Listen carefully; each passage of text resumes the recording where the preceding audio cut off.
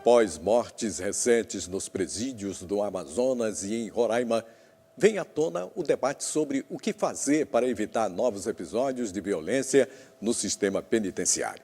Aqui no Maranhão, por exemplo, marcado pelos massacres em Pedrinhas há cerca de 3 anos, algumas mudanças foram implantadas. Mas muito ainda precisa ser feito, como a redução da quantidade de detentos à espera de julgamento, cerca de 40%. O Complexo Penitenciário São Luís, antes conhecido como Complexo de Pedrinhas, foi reformado para evitar rebeliões e assassinatos, como aconteceu em 2013, quando 55 presos foram assassinados. O reforço com a segurança foi o principal foco. Câmeras, guaritas e cercas elétricas foram reforçadas. Uma série de mudanças foram feitas aqui no sistema penitenciário do Maranhão no intuito de coibir a entrada de materiais ilícitos. De novembro de 2016, quando foi implantado o novo sistema de revista, até agora, 20 mulheres foram presas em dias de visita, tentando entrar com drogas e celulares. Por aqui, todos passam por uma revista minuciosa. Detector de metais e raio-x fazem parte da rotina dos visitantes. Qualquer objeto suspeito é detectado pelos equipamentos. Nós escaneamos todas as pessoas que adentram nas unidades penitenciárias e, através de uma imagem do body scan, que também pode ser conhecido popularmente como raio-x, nós verificamos se existe no corpo da pessoa alguma diferença anatômica, alguma prova de alguma coisa que a pessoa tente introduzir ilicitamente dentro do sistema. De acordo com o Conselho Nacional de Justiça, o sistema carcerário maranhense tem um déficit de vagas de 19,5%, considerado o menor do país. O número de mortes também teve uma queda de 85,4% no comparativo entre 2013 e 2016. Outra medida que vem surtindo efeito são as oficinas de confecção de material, onde os detentos trabalham e garantem a redução da pena.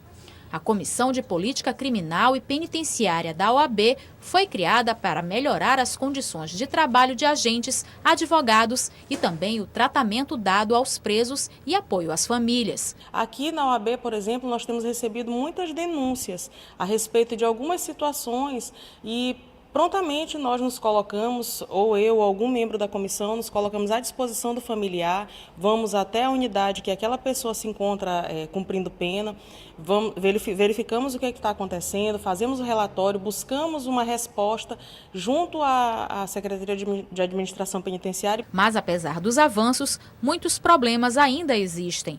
O número de presos à espera de julgamento ainda é alto, pelo menos 40%.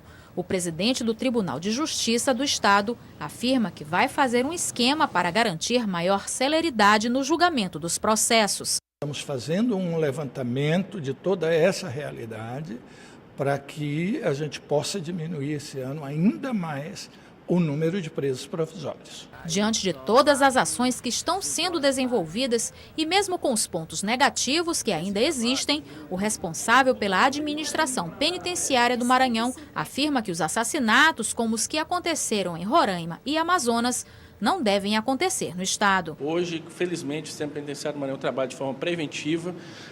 Estamos em estado de alerta desde a segunda-feira. Após o fato que aconteceu em Amazonas, estaremos nesse estado de alerta por 30 dias. Como visto na reportagem, um dos grandes problemas que persistem no sistema carcerário do Maranhão é a superlotação e a quantidade de presos à espera de julgamento. Ainda sobre esse assunto, defensores públicos de vários estados se reuniram ontem com o ministro da Justiça para discutir medidas alternativas contra crimes de menor gravidade. Para comentar a situação do Maranhão, nesse caso, vamos falar com a jornalista Eli Coelho, que está com Vinícius Goulart, titular do Núcleo de Execuções Penais da Defensoria Pública do Estado. Bom dia, Eli. Bom dia, Edmilson. Bom dia a todos. Bom, a gente conversa agora com o Vinícius Goulart. Apesar do Maranhão não estar com uma situação crítica como as de outros estados, o déficit no número de vagas ainda é preocupante. Como é que a Defensoria Pública do Estado vê esse problema?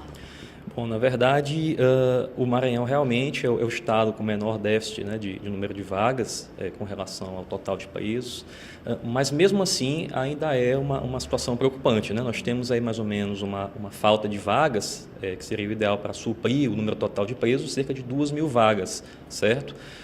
No entanto, é muito importante a gente colocar isso aqui, que o grande gargalo hoje no sistema prisional maranhense, acredito eu também como no nacional, são o elevado número de presos provisórios, né?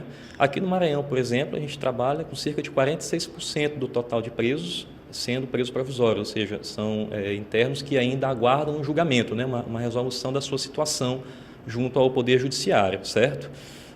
E o que acontece? Nós pegarmos um total de cerca de 8.000 presos que temos no sistema do Estado do Maranhão e tirarmos esses 40%, nós teremos que o número de vagas praticamente se igualaria ao número de internos, né? Levando em consideração apenas os presos já com sentença. A gente poderia afirmar, então, celeridade na avaliação dos processos, mutirões, talvez fosse uma solução mais viável? Sem dúvida. Quanto maior a celeridade na resolução dos processos, logicamente a gente diminui esse número de presos provisórios, porque veja bem, o preso provisório é aquele preso que não tem um prazo para sair. Entendeu? Embora a gente possa alegar um excesso de prazo quando exista uma situação em que o processo fica parado durante muito tempo, não é igual a um preso condenado, que nós sabemos exatamente quando ele vai passar para o regime posterior, quando ele vai, por exemplo, poder sair no trabalho externo, quando ele vai poder progredir ao semiaberto ou até um regime aberto, ter um livramento condicional. Então, daí a situação ser mais preocupante no que tange ao preso provisório, por conta dessa indefinição com relação à data em que ele vai ter algum benefício. Agora, a Defensoria Pública do Amazonas tomou uma decisão junto com a Justiça para que os presos, por conta de pagamento de pensão alimentícia atrasada, fossem soltos, cumprissem a pena em casa. Essa poderia ser uma medida viável também para cá, para o Maranhão, para tentar desafogar?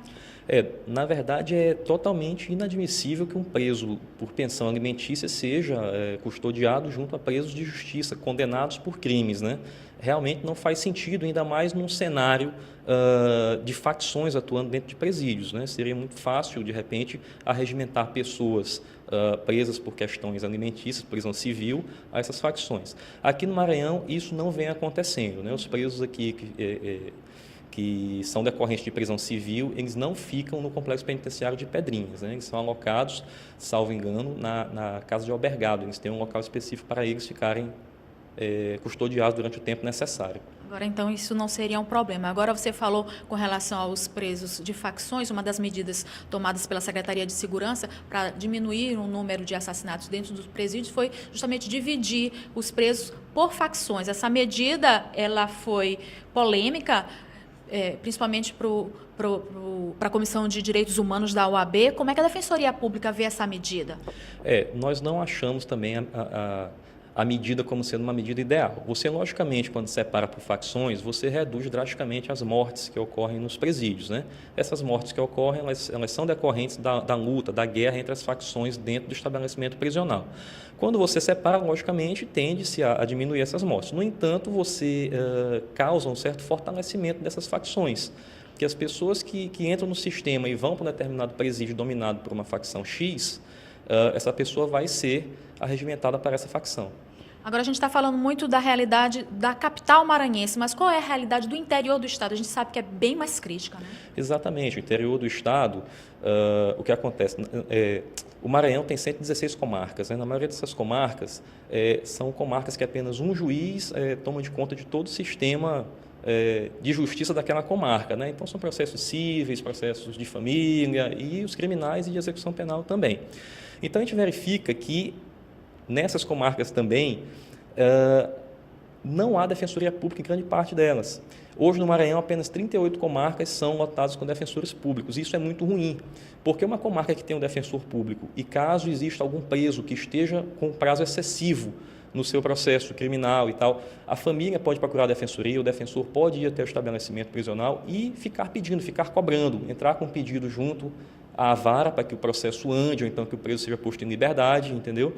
E isso é um problema muito sério. Essa questão da falta de defensoria pública no interior do estado realmente causa uma grande preocupação. Ok, muito obrigada, Vinícius Goulart, titular do Núcleo de Execuções Penais da Defensoria Pública do Estado. Obrigada pelos esclarecimentos. Edmilson, como a gente pode ver, ainda há muito trabalho a ser feito para melhorar o sistema prisional do Maranhão. Voltamos com você.